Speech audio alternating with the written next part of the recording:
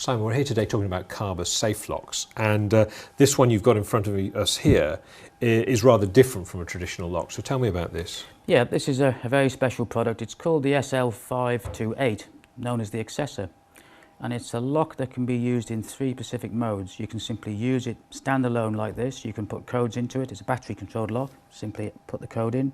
This is a master code in effect.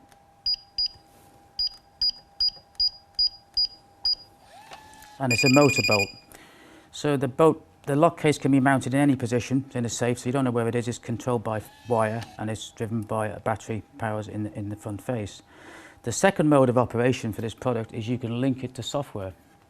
Now, whilst you can program most things at the front of the safe or the container, by using the software you can do a lot more functions. So you can use the software to do the audit, you can change some configurations on the lock, and you have a lot more features. By buying this product at any time in the future, you can then upgrade it using this e-box, and that can go on the IP network. Now, most people say as soon as you put a lock on the internet, it's vulnerable to attack. If children can hack into various computers around the world, the fact is it's not online. It's only online for a few seconds where you program information into the lock or withdraw information from the lock. It's mainly used for large corporate systems, banks, building societies, has been used recently on servers, and it can also, where you've got large numbers, so you can control the maintenance of the product, you can control the users, you can delete or add users or take the audit remotely.